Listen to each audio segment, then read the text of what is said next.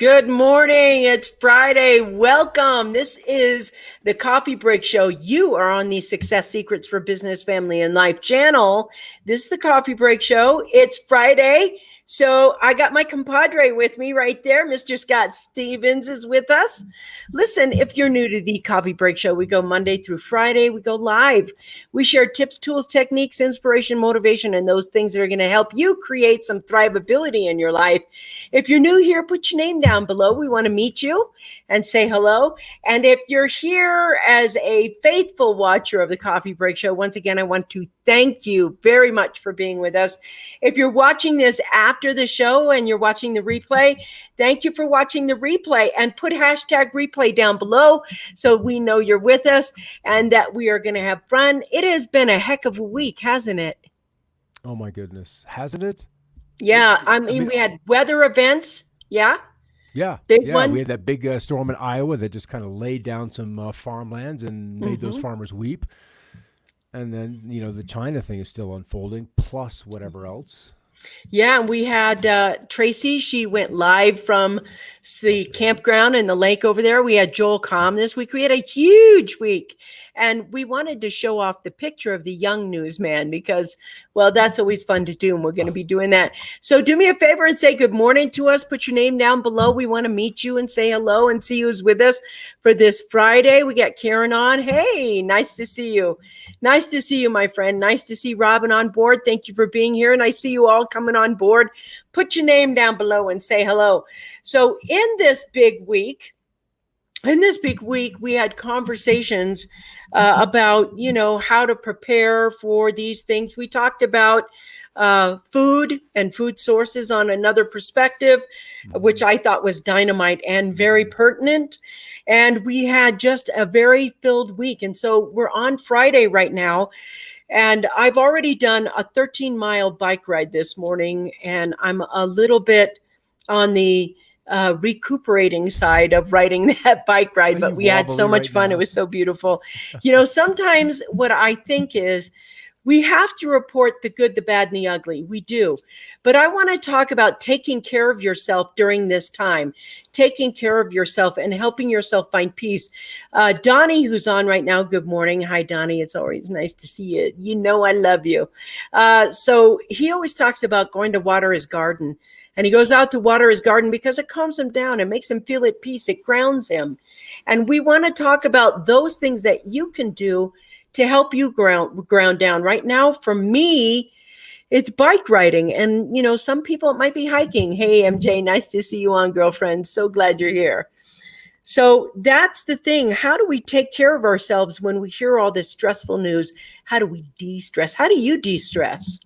Yeah, and how do we not take that to an indulgence level? Because there had been so much free time. There's so many people now reopening their businesses that that may not be a thing any longer. Because I think I saw yesterday that new unemployment claims were below 1 million, the first time that's happened since March. So there's some back to work that is happening, and there's still a lot of people, especially small business owners and individual contractors and the gig workers, that are still kind of down and out. So, what do you do with that time? How do you make it and allow it to be a productive time in your life? And we've seen that with numerous people who have taken that opportunity to work on their house, work on their gardens, just do those things for which they just didn't have time previously. So that's, there's been plenty of upsides and upside stories to this big shutdown. And we're all right. Look who's with us. Hey, Risa, nice to see you on, girlfriend. Welcome. It's interesting that you're saying that because I think that there is a lot of, it's how you use this time or how you use this time that's going to benefit you in 2021. And we're talking 2021, but it's already August. And so we're heading into that, what's the next year going to be about? What are you going to start doing?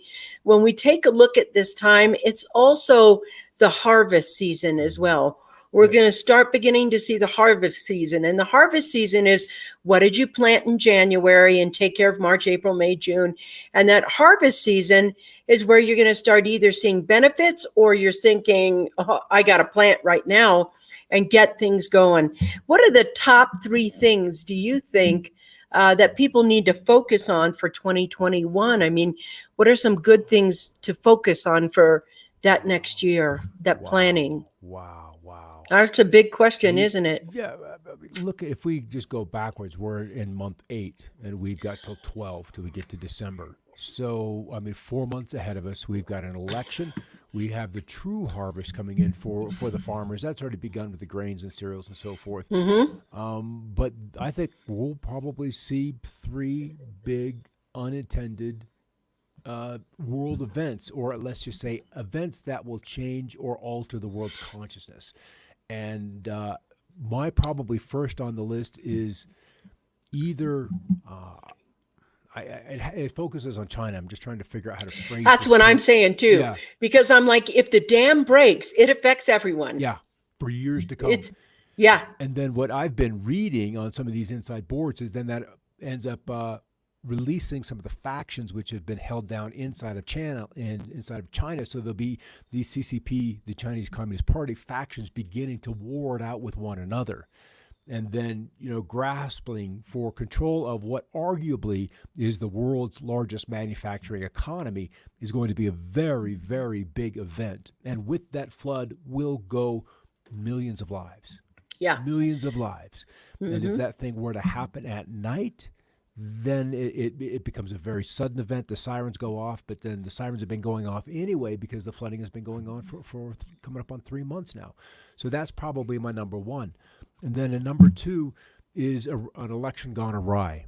Stateside. That's right. Something goes wrong. We don't get clarity on the election, so we end up in some kind of a constitutional crisis.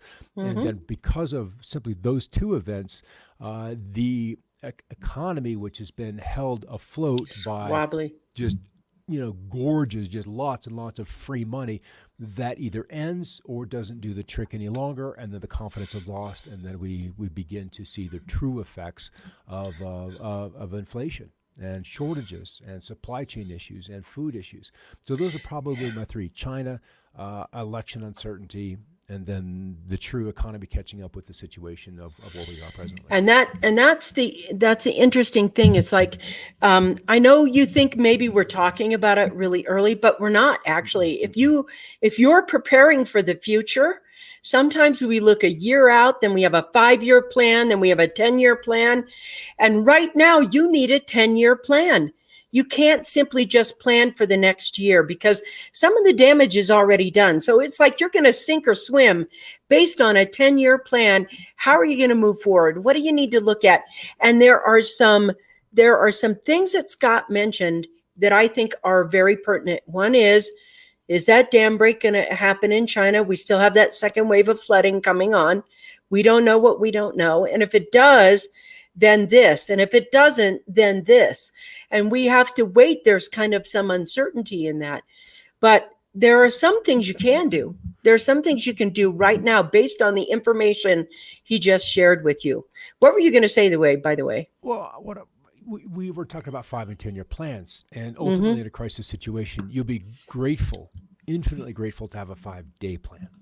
Yeah. Because if something like that were to happen, then there may be consequences that happen very, very quickly, because there's kind of discussion that there will be, internal consequences with Taiwan. And when you've got a big event, other world actors try to take advantage of that perceived weakness or legitimate weakness. And we don't know those because that kind of discussion is always under the surface of what is happening. The other thing, because we know China is so strict with environmental laws and there's no pollution, that when the dam breaks and it rolls through that big of a watershed, which houses a minimum of 15% of all global manufacturing capacity, what is in the water? How clean is that? What kind of effects will that have down the road? That is going to be one massive cesspool when all is said and done. All of that washed down on those farmlands, through the rivers, through the life, and then out to sea eventually. So we will have had within 10 years Fukushima, and then also the Three Gorges Dam disaster, all focused in that part of the world. So I think that's probably the number one issue, or the first one that will lead it off, and the rest will be dominoes after. And so what do we do for, a 5-day plan, a 5-week plan, and then a 5-year plan? Those kind of things are very important. And for me, fuel in the garage or fuel to get moving, your bug out bag, and cash. You got to have a little bit of cash. And I don't know how that Got to have impacts some of that Americans cash right away. in. Yeah, you just got to. You got to have a little stash Yeah, of and so cash. we have some uncertainties that you can plan for and what you're going to do for this next 4 months. I know people are like, I know the tendency is to want to be comfortable, to want to, be put your head in the sand, to Project want that to comfort avoid into the or future. ignore. Yeah, and think that we're still going to have the same lifestyle we have now. But if China's manufacturers are under the water, there's no more stuff being made. Yep. And so there are opportunities to bring those manufacturing things to the United States. And if you have like a 3D printer or something that you can manufacture locally. There's lots of things you can do right now. And this year, although it has been stanky year, it has not been the easiest year in our history. It's preparatory. It is a prepping year, because what's going to happen in the 21, 22, 23, 24 era is that we're going to have to bring all this home and et cetera. And there's going to be a slowing down of what's available. There's going to be some punches to the economic. I listened to Kamala Harris when they were introducing her as the presumptive vice presidential candidate with Joe Biden on the news the other day. I just don't know a lot about her, so I wanted to just listen to her. And one of the things she said, our economy has taken a big hit. It's taken a very, very big hit. And it's going to take some time to rebuild it. Doesn't matter whether you're Republican or Democrat. The pandemic came. Doesn't matter. It's here. It did its thing. It happened. And so that slowed us down. And she's right. And so is the Republicans are right when they say that we're going to have to rebuild. We're going to have to get that back up.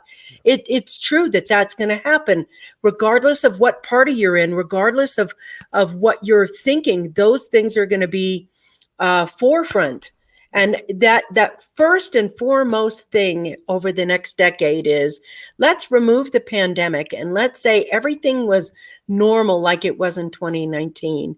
We were headed for a financial meltdown anyway. Yep. And this just sped it up.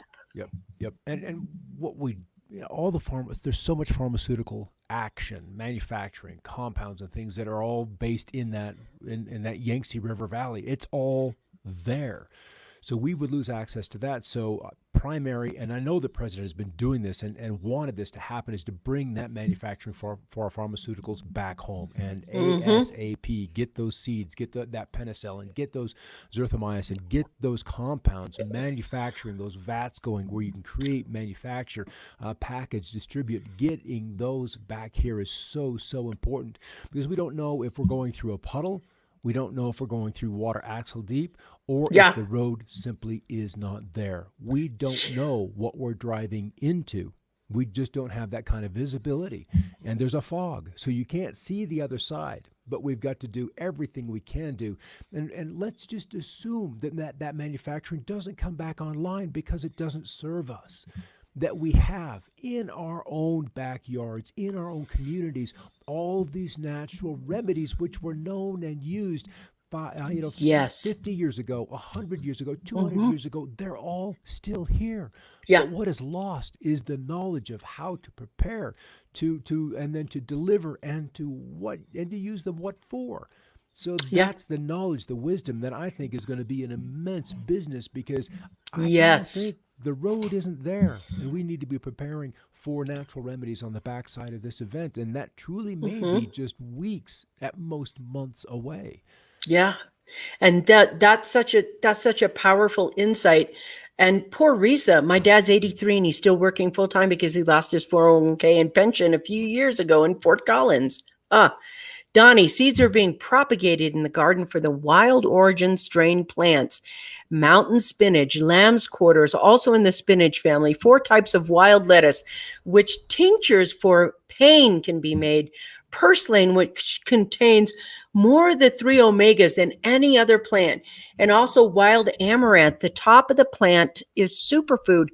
These are the remedies that we're talking about. These are the things that we have to re-educate ourselves about and almost learn a sense of foraging skills. Like, they're wild. So you can have them in your yard wild. And so and go ahead. despite all of our efforts to weed these things out, to get Yeah. rid of them year after year after year, they keep showing up. They keep saying, look at me, I belong here, I serve a purpose. Don't forget this. And now, if we lose, or maybe it's more appropriate to say when we lose access to Chinese-made pharmaceuticals, that this becomes, a crisis need. But we'll more than likely, and the inertia is to revert to the old and try to resuscitate Yes. the old. And that may or may not work. Again, we're Yeah. in the fog of war with this issue. Yeah, and there's so many uncertainties right now. I want to talk about this too. Even if we just go through the puddle, we need to be prepared. That's true. It makes sense to bring back as much manufacturing as is reasonable and practical and dig into the ancestral wisdom. I remember the Foxfire series of books that deal with all of that. That's like the 70s. But those Foxfire books, I got to say, I have the whole series at my house because I think they're so important with that. But that's true. That old wisdom, that old knowledge that is relevant right now.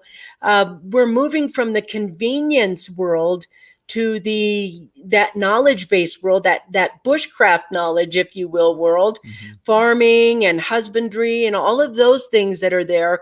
We'll be moving back to that. We got to grow our own food. Our food supply is, and it is good. There's going to be famine this year. I mean, India right now, we're talking about flooding in China, but the flooding in India is equally as bad. Their lands are equally as messed up as it could be, and there's still flood cycles that are going to be happening in places all over the continent, all over the world. And it is the continent. It is the Asian continent. It's where those monsoon plateaus and those lower elevations of India and Bangladesh and Pakistan and Laos and Cambodia and Indochina, and they're going to get hammered. Butt up against that Tibetan plateau. And it's that where the water's focused now, not on the lowlands. It's moved into the higher lands. So even in those upper elevations, those rivers are just going to be hammered with 10, 15 inches worth of rain, and that still has to come down into the rivers, which have been soaked and are above flood stage and have been for 2 months. So this story is not done playing out, and the flooding is going to remain in place far beyond the end of the monsoon season. Wow. And we take a look at that flooding right now. Karen, you're so right. More of us need to learn about wild products, wild plants to eat and heal. There are books right now that are available that are used books. You can get them at used bookstores or used bookstores online, or get the new ones. You want stuff that you can forage in your area, books on foraging. If you can get a handle on the Foxfire books, they're pretty cool to read. They're fun to read. And they're smart, but there are all kinds of things where we've gotten a little soft. Face it. We're a wealthy company, and we have been the people who pay for. Could you cook my meal every single day and I'll pay you? Could you bring it to me? Yeah, could you bring it to me instead? Just Uber Eats it over to me. And, we've gotten so soft that we haven't planned. And the husbandry and wife skills, the canning and the foraging and the being able to, even in our area, we have people that live into their 90s up in the mountains, and they go to the grocery store like twice a year, and they literally hunt for their own food and can for their own food, just like they did back in the day. It's harder to do when you're in the city, because you think when you can food, you go buy some Campbell's soup and put it on your shelf, and you've canned. I mean, growing food and canning food like Grandma used to do, That's funny. But it's true. And there's been this plan that's designed to get everybody into the cities. Then it's just like herding the animals into a corral. And then we feed you what we bring you. And we bring it in on a truck, and we bring it in on Mondays and Thursdays. And either you eat it or you go hungry. There's really not much selection or choice and diversity of food and the nutrient contents. And there will be those that cannot make the transition. They can't do it. They won't do it. Yeah. And we've had this talk. We live in a society where it's flip flops and short shorts. Mm-hmm. And flip flops and short shorts are going to be a really tough attire to get through with what's coming, because you're so dependent on the conveniences of life to keep you safe from the elements. And when that moment happens, flip flops and short shorts will be the end. It's That's just right. like, oh my God, what was I thinking? How? But then Yeah. there's that kind of a self-awareness. Yeah. It's more about how I look rather than how I treat myself. Yeah, that's a lot. That's a lot of it right there. That was beautifully said. Glinda, she says, I eat jewel of opar spiderwort that grows in my backyard. Weeds are valuable. Yes, they are. This is such an important point that Glinda's making. One of my best friends in my lifetime, she's just lovely. And she is an herbalist, and a really, really good one. Probably 30 years as an herbalist. And I remember talking to her one day, and I was sitting at the table, and she was clipping dandelion root out of the backyard and stuff. And I was like, dude, are you eating weeds? And she looked at me just point blank, and she said, there are no weeds. That's true. They're all plants. There are no weeds. Weeds are a word that chemical companies made up and made some plants bad. And then she told me all about dandelion root and dandelion, how fabulous it was. And I'm like, every plant must have some, even invasive species must have some redeeming quality about something. And there are no weeds. And that's true. That your backyard, the weeds you have in your backyard, the plants you have in your backyards, they are so, so valuable. And we are forgotten the fundamental pieces of how valuable that backyard is. There is a book, I think it's called Eat Your Backyard or something like that, that does what Glinda's doing, where they eat jewel of opar and spiderwort and things that dandelions and things that grow in your own backyard. You know what I mean? And that was, Glinda, thank you for that. That was so important. Yeah, it's so important to know that. The only weeds we have are those of ignorance. And if we knew what things did, what their purpose was, we wouldn't consider them weeds. It would be like, oh, of course, I understand why that is there, what it's doing there, how it's helping my soil, how it's helping the process of the wholeness of what's going on back in the backyard. It's just wisdom that's lost. Yeah, I know. And it's so interesting because they talked us into learning the word weeds. These are plants that are not good for you over here, and these are plants that are good for you. It's like there's such a balance, and honoring nature in that way means that we do that. Weeds are valuable. Those are the things over here. So, wow, that's awesome, Glinda. First, that you know that they are, and that you know that they are safe for consumption. Though reading for those unfamiliar weeds, it sounds like a witch's remedy. It does. It sounds like that. But you know what? That's that old, that, Glinda, I'm telling you, what you have is a class that you can teach people in your area so they can forage and don't go hungry.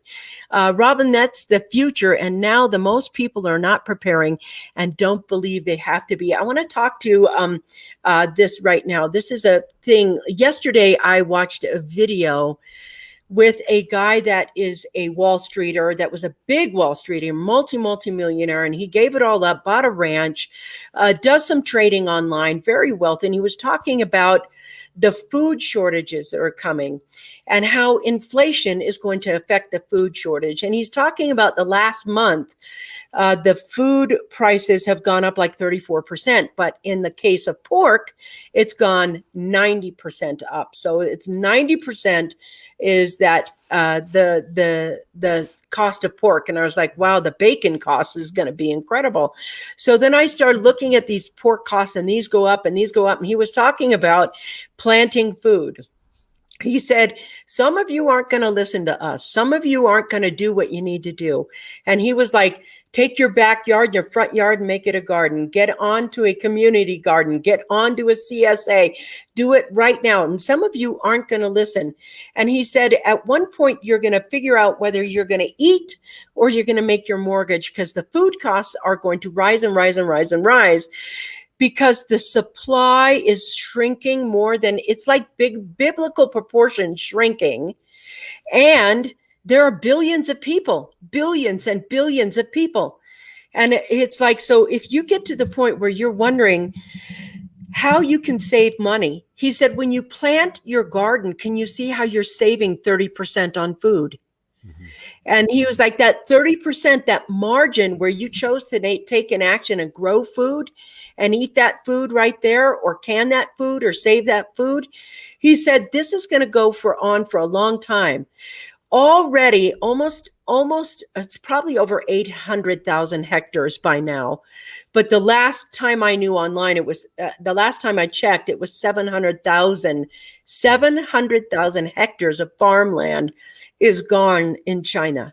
And we're not the only places those farmlands are gone. No, and the Chinese, the stability of that country is dependent on that power structure, which has had control of that country for 70 plus years now. And they will do what they have to do to stay in power.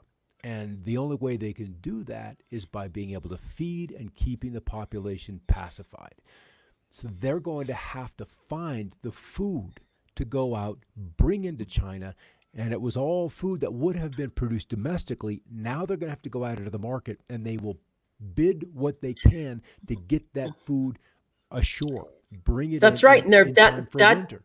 That's And already, they're buying everything. It will be food price auction. goes up. Yep, it will be an auction. And the Chinese, because just like the Fed, they're printing and printing and printing money out of thin air.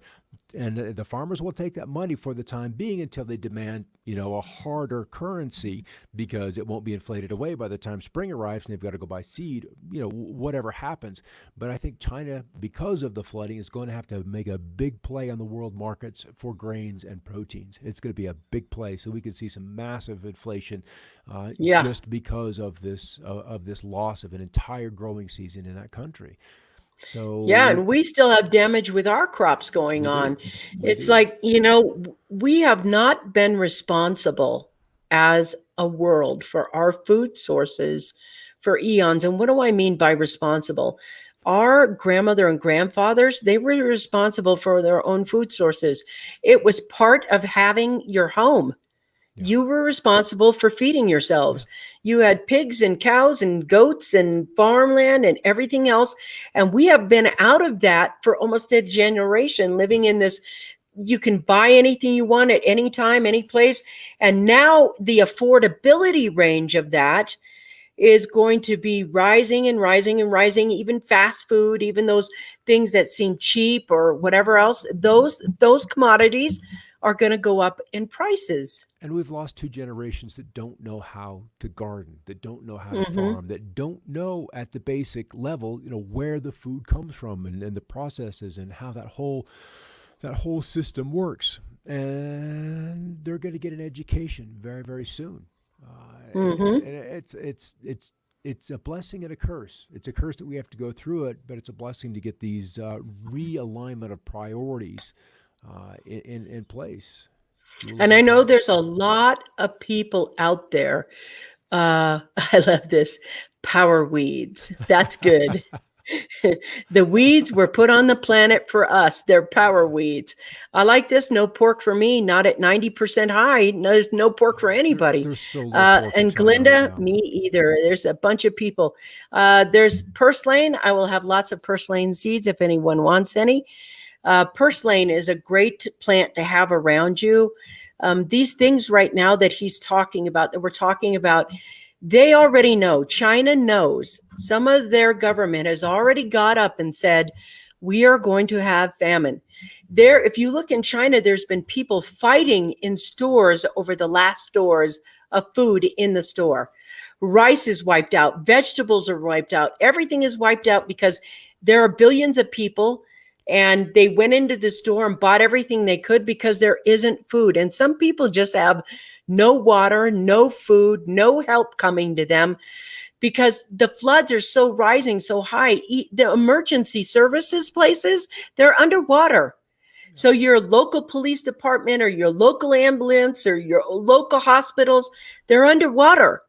So there isn't anybody rushing out to help these people. And when the water comes down, let's think about the foundations of the roads, of the bridges, of the railroad Mm-hmm. systems, all of those foundations, because they have been waterlogged for weeks, are they're going to have to be inspected, and even then they'll pass inspection when probably they need to be, dug up and reestablished and rebuilt. So I can see some Mm-hmm. big infrastructure disasters in Mm-hmm. the near future, simply because it's going to have to be rebuilt from the Yeah. foundation up. And where are they going to get the resources for that when it's all underwater? They're going to have to go overseas for that.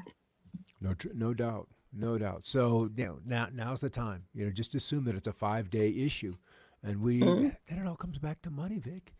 It all comes back to Mm-hmm. money. Do you have the resources to be that nimble, to be ahead of the curve?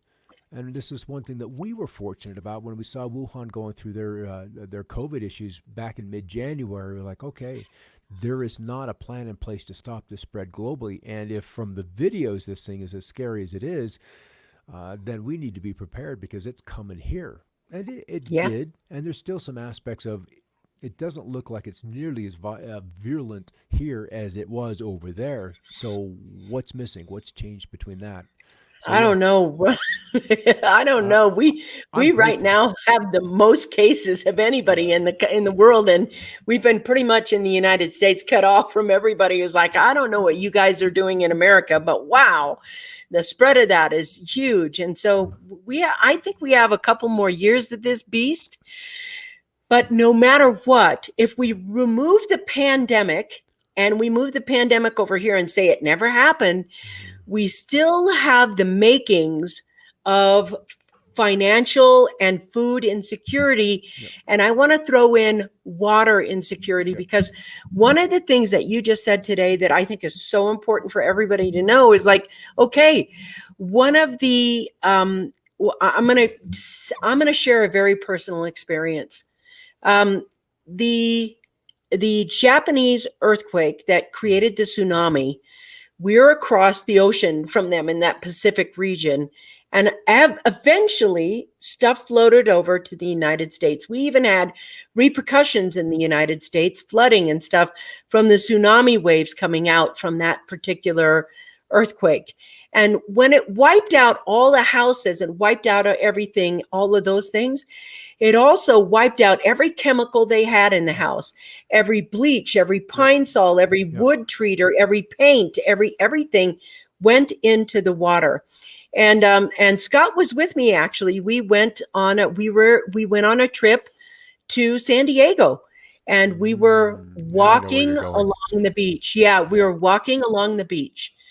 And I decided, I had this camera and everything else. I decided I wanted to just sit down on the beach, and they walked ahead of me. There was three of us. There was, four all together, but I decided I wanted to sit and I wanted to take some pictures of my favorite thing in the world, boats off the shore.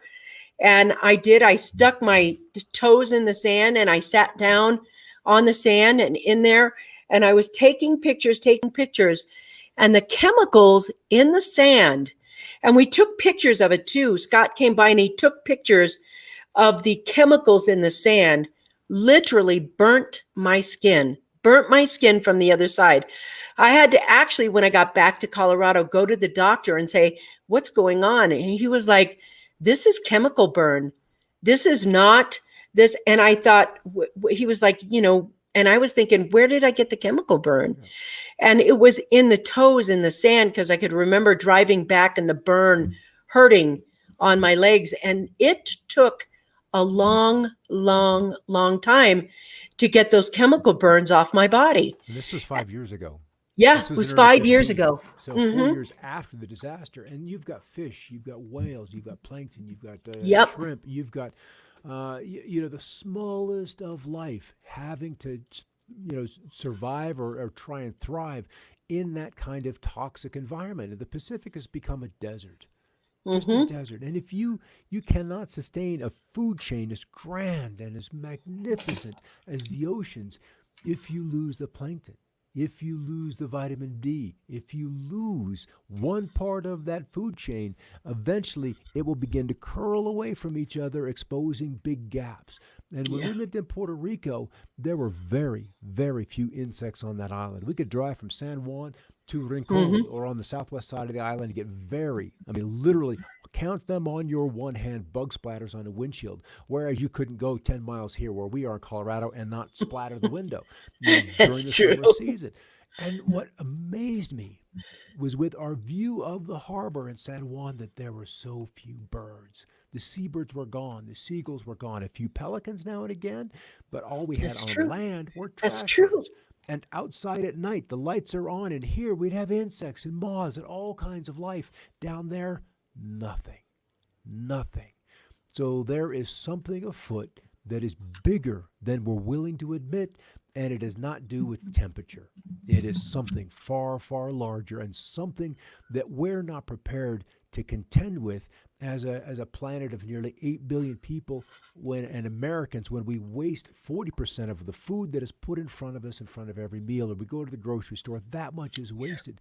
Can you imagine if all of a sudden the grocery stores had half as much food and you could only buy half as much as you presently do? That Wow. would force you to change how you consume. And we're about to be handed that plate that only has half of what it used to have.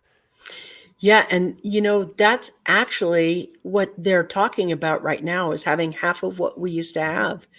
And so somehow, in order to make things better in your life, plant a fruit tree, go plant a garden, do something now, Yeah. and know that you're going to need a 10-year food plan.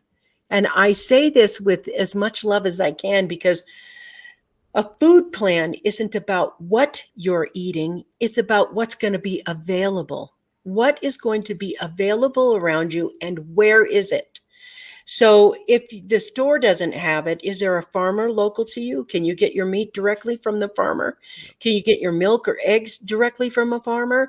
Can you belong to a CSA that ensures you a portion of the crops coming in? We don't know what crops are going to be best coming in, or this is a year where there's lots of peaches, or this is a year where there's lots of corn, or this is a year where, lettuce is really, whatever it is that at that CSA that grows, that you get to do that. And, what is it you can buy? Shares in a dairy farm or shares in a cow where you can have your milk be there. Mm-hmm. You may be right now be able to buy from a CSA at a price here.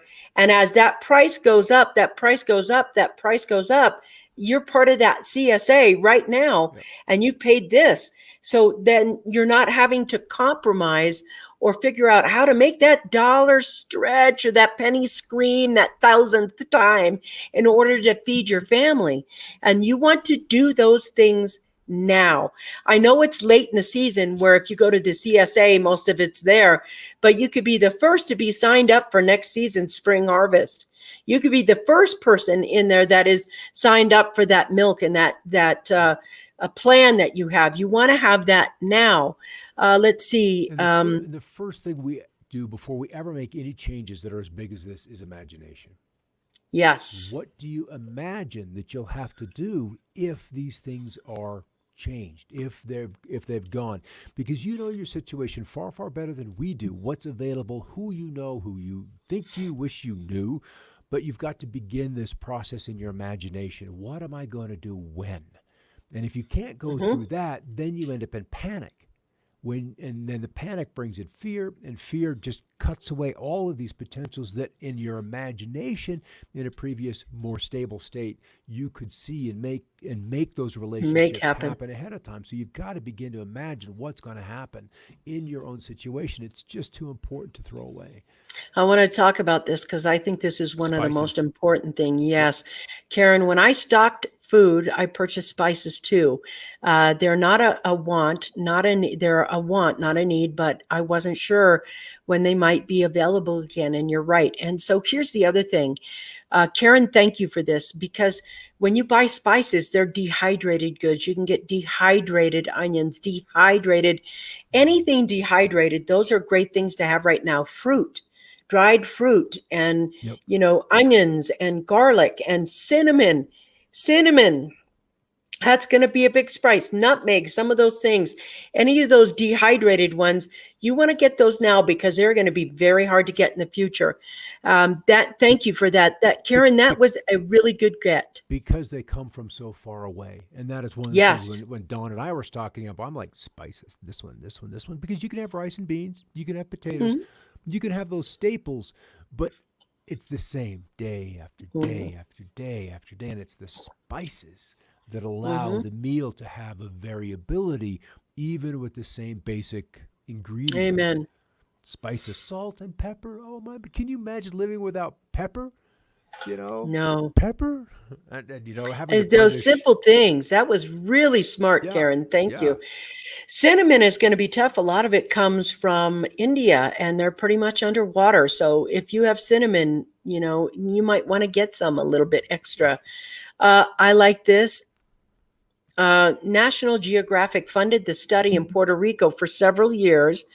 They are the micro of the macro ecosystem, and their ecosystem, if it was left alone from these hurricanes and things, would be a cool thing. Just anti-pest, pesticides, herbicides, all of these chemicals are just peeling away the basics of our insect, of our of life. And like you, I had this very, very clear dream of where we are in Colorado back in actually it was 1963, and how that was when chemicals really began to be a part of agriculture. Yes. And in this dream, the background paint was just this exquisite green. And the impression was that it was chemicals, and it was just like it just peeled away, and there was just these holes that were showing up in the fabric of life that without chemicals would be happy and sustainable.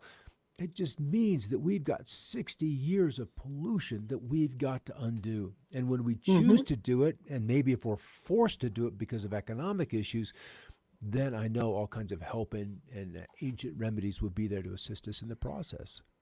Those ancient remedies right there that you're telling us, those things, you want to learn them and plant them now. Donnie says spices will become a luxury in situations such as this. Yes, they will. And that's a point. Yep. And they will be increasing. In fact, I think they're something that I think would be a good investment because, man, could you turn them around and flip them? Will it be the new norm? Many scientists say yes, as our ecosystem, these types of scenarios will be on the increase. That is so true. That is the reason we're saying this is because the scientists are predicting this. The economists are predicting this. The governments are saying this. People are saying prepare now. And a lot of people think the whole thing is kind of a hoax or whatever it is. And you know what? Let's say it is a hoax. Let's say the whole thing is BS. Well, guess what? The BS is already out. It's already here. It's already, even if you think it's a pandemic or whatever else you think, it's still here, and doing something about what's still here, that is going to be the important thing for the future. It's like the thing is, even if it was a pandemic, our economy took a big hit.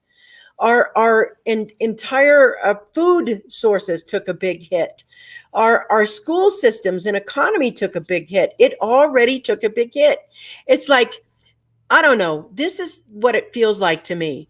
We're on this beautiful ship, this big, beautiful ship. And somebody pulled a button because there was a submarine underground, and the torpedo let loose and it blew a hole in the boat.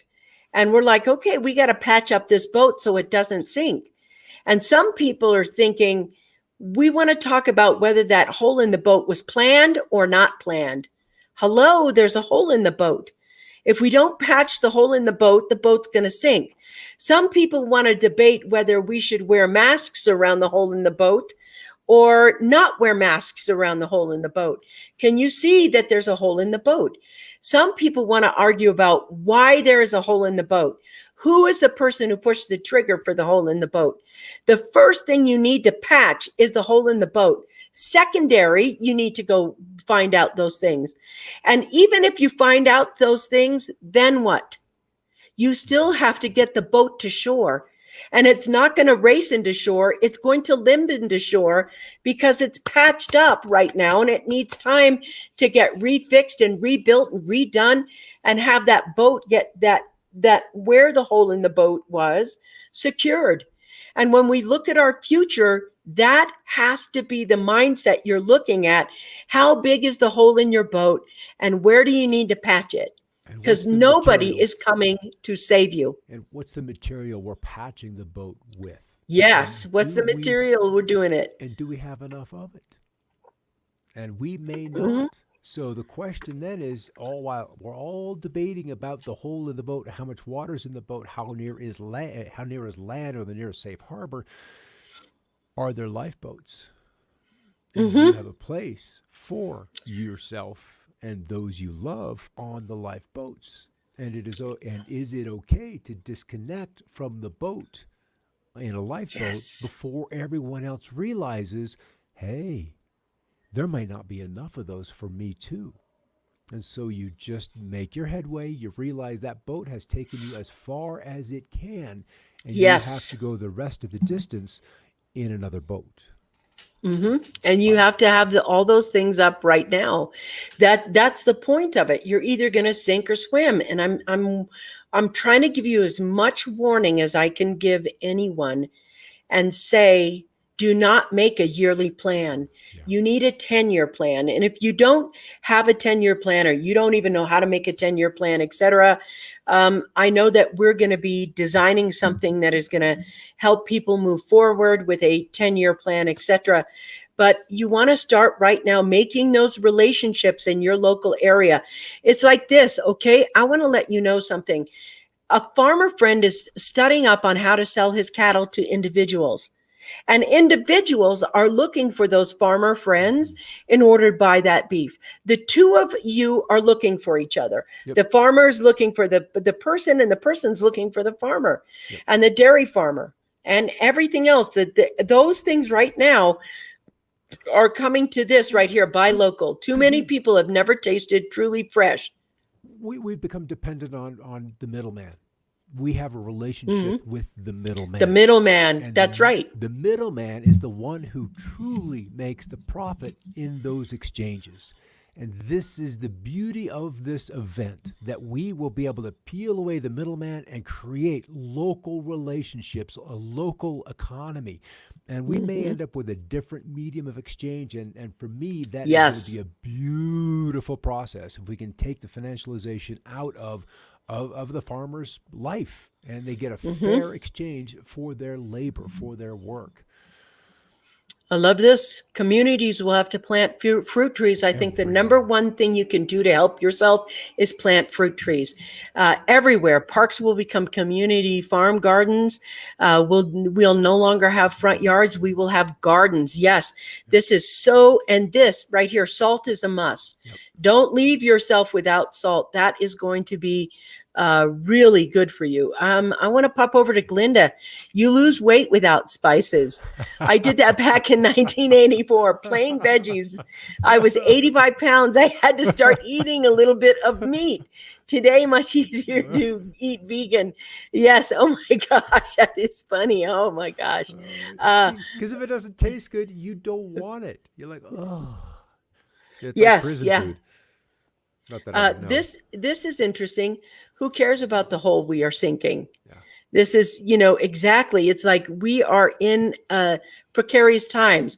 Well, we may be able to patch, or we may just jump on the life raft. Yep. You're going to have to make that choice for yourself. And when you do, we're building and remaining. This is a big one right here. It's probably going to cover our faces, but I got to read it to you. The earth, we are flying through the great cosmos following the sun. We are following the sun. All planets are. Do you think the sun has an impact on the planets? Grand solar minimum, does that mean anything to you? Logic tells you there's a reason all planets are following the sun. Deduction, the sun has direct impact on the whole solar economy. Yes, it is. The sun has it. Don is a rather lucid dreamer, and he's given experiences so he can share them. And one of them was by 2023, it would become evident. The discussion about climate crisis, all of that would be behind us by 2023. And at that point in time, we'll realize that carbon dioxide is a gift. That's why they use it in greenhouses. It is pumped in there so we can get a greater production out of the plants. And where we began this industrial age, the planet was nearly starved for carbon dioxide. That if it were to go below about 200 parts per million, that we would lose the plant kingdom altogether because they would be starving. The other side of this is another experience he was given was, I believe, the city of New Orleans, where the homes, it's like the Home Depots and the Lowe's supercenters had gone away and homes were being squatted in. But every square foot of the side yards, of the front yards, had all been turned into gardens because Interesting. we were sustaining ourselves locally. And we didn't maybe have 10 miles. Maybe it was a fuel issue that we couldn't, get in the car and go because there was no petroleum anymore. We would have solar panels and we would have some power. But there was an agrarian return to our lives. And this is not that far in the future. So if you think we're going to continue on the way we are, all of these global events are screaming in your face saying you cannot. You simply cannot live the way you have lived and expect the planet to give and give and give because she's just about out because of all you have taken. So Yeah, and it's going to be interesting. People think that water is going to be just fine. They're just always going to go to their spigot. They're always going to turn it on, and the water's always going to be there. It's always going to be drinkable. I mean, because it always has been. It always has. And that is, to me, it's like if it's legal in your state or where you are to have a rain barrel, I think that is a system that every house is going to need. Let's see. Our Vietnamese neighbor used every square inch of their backyard with a garden and fruit trees. That's how it used to be. If you go back to, I'm going to go as far back as the 1960s, it was very common that every house had fruit trees, apple trees, plum trees, apricot trees. All these trees were in the front. I mean, banana trees, wherever you were, every house had a fruit tree in it. And because those individuals had fruit trees in their own yards, the cities would do so in the parks, in the medians, because they were pretty in the spring when they bloom, but they would also provide fruit. And then look, your robins and all of the animal life could then enjoy the fruits of those trees as well. And we've just really sterilized and focused on factory farming and big industrial production. And it's too many eggs in one basket. And then when we developed neighborhoods, when developers came in, they didn't plant fruit trees. They planted, shade trees. That's right. And Just so, shade. Yes, yeah. You can't sell And shade, so, you can't eat shade. It feels good, but it doesn't sustain you. It just yeah. doesn't. So we've got some things to learn. We've got some, So they planted vegetables in the front yard for landscape. Donnie, let's go here. The park in the dream had become a farm. I was informed we will feel the full impact of grand solar minimum as a human race by 2023, which still gives you time to do something now, like put a greenhouse up. So where it becomes tenuous, where it becomes scary for these farmers is the fall. As we begin to see earlier frosts, and Canada, Alberta in particular, dealt with snows and rains that began in early September. So their fields of canola, of wheat, of summer wheat, never could get harvested because it turned wet. And then once it snowed, then the wheat stalks were laid down and you couldn't get the combines in there and under there to lift up the grain to get it to dry to bring it ashore or to bring it into the combine. The other thing is North Dakota dealt with cold so early that 15% of their corn, and we could see it via satellite, was still standing in the field when the farmers gave up for the year. Their hope was that they would have a dry March and April, that they could go out and then bring in the corn and harvest it after winter, but then they would have to dry it. But then that would also leave them behind the game for field preparation for the next year. There was another story in eastern Idaho where the snow came early October, and it was a early snow, where all of the neighbors had to rush into this one neighbor's field to Yeah. help them harvest, because once you Back get in the temperature, day. yeah, back in the day when there's still Yeah. community, and it is Hmm. community that will Yep. get us through this, because none of us can get through this crisis alone, just as we had neighbors and they were so important back in the 17 and 1800s. We're going back Yes. to learn We're the going future. back to those kind of, I know it's interesting because we're going to have all the technology. And I want to tell you something. Technology can help us grow food, but it can't help us control floods. It can't help us control tornadoes. It can't help us control weather events to the point where we make these beautiful things outside. I mean, we still have the earth talking to us. You can make environments inside of greenhouses and etc., but we still have, there's anything that can happen that can take out a crop. And I know you may be saying, man, I don't believe this, but I'm going to tell you, educate yourself right now. Go look at what the grand solar minimum is. Go listen to these farmers, these people that are telling you about how our food is being stolen from us, how it's being poisoned, how it's being shipped out of here, how it's being everything. And know that over the next decade, you are going to see food prices like you've never seen before, like you can't even imagine before. You're going to see shortages of things that can't grow. We've already lost 2 growing seasons. Our granaries are literally shorter and smaller than they've ever been in the history of I think the U.S. ever. It's not been since the Great Depression that we've had these kinds of food shortages that already exist, Yep. And they were and that dealing means with. that.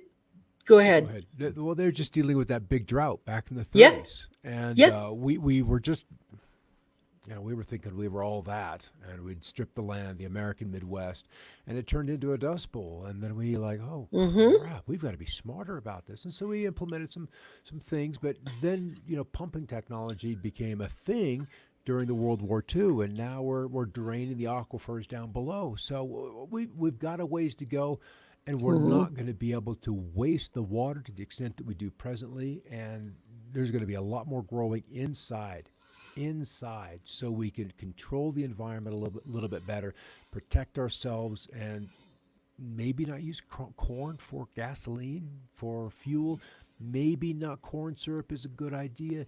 There's so many things that we can change, and we have the knowledge to do it. It's just we've got to get big money out of agriculture. That's really what has to happen, and I think that's part of this economic reset will accomplish a major portion of that.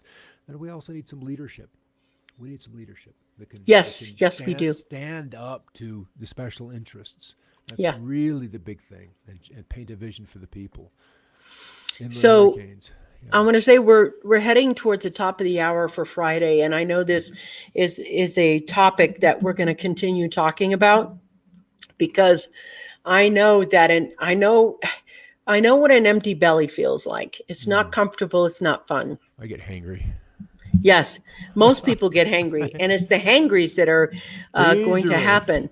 There's going to be, you have to make a plan right now with those people that you love, with everybody there, because it's not like, hi, my brother's got a garden, we can go over there. One garden can't feed everyone. No. You want to get your entire, whoever's in your community, it's got to be a community of people that wishes to feed themselves. It's got to be a community of people that is willing to do the work. And those that have seniors that can't do the work, you're going to have to honor them and take care of them as well. You're going to have to take a moment. If you're going to spend, $30 out on a dinner, out for a dinner out, just don't do that. Go spend $30 and get an apple tree and plant it, because that apple tree is going to feed you for year after year after year after year. And for $30, as expensive as apples are going to be, you definitely want to have some fruit trees if you can, and start figuring out where your garden is going to be. I like this. Buy a cow, turn to your local neighbor, park it into a community farm. Cows provide milk and fertilizers. It's a symbiotic relationship. Yes, I think a lot of us are going to become business owners and farmers at the same time. Like, here's my online business and here's my farm, even a small micro farm. Yep. So we'll start with China. Probably a little American chaos, maybe a little civil unrest because of election issues as we battle. We battle for power, which is all it is. It is a battle for power. That's what this is about, is who gets the executive branch. And then the financial impacts of that. And because the U.S. has been the protector of the reserve currency, if the U.S. doesn't deserve that, then it'll go somewhere else or to some other medium of exchange. And if you want to keep up with food inflation, you need a hard asset that can outpace inflation. That's right. And this is probably one of the largest things that will add to your portability, your mobility, is to have an asset that is mobile, that can go with you, that can allow you to afford what's coming. So that's kind of the key. And we're both big fans of digital currency because they take absolutely no weight. They go in your back pocket. They can sit in your inbox. They've got great convertibility. Barter and share. Spices, barter and share. Seeds are going to be like gold, you guys. Yep. Hey, thank you, Scott, for this Friday conversation. I know it's something that I'm extraordinarily passionate about. And it's going to be... And you said you didn't know what to talk about. Yeah, it's going to be something that I continue talking about because I've watched it start to happen. I've seen the grain and crop reports coming in. There's not a lot of There's not a lot of time. There's not a lot of, and if you can, get yourself some emergency supplies or emergency food, this is something. Thank you, Risa. This is something that is going to be a conversation over and over again. The more of you that are prepared, I don't even care if you're like, oh my God, they're talking about the same thing again. Yep. I want to talk about the same thing to new people, and people who take action. Those are the people who are going to be able to help more, do more, and be more safe. I like this. Thank you, MJ. You were quiet today, and I still love hearing from you. Thank you for being here. So we're going to, end the day. Thank you, Scott. Always easy to listen to. He's easy on the eyes, and he's easy to listen to. That's quite nice. Yes. Here it is.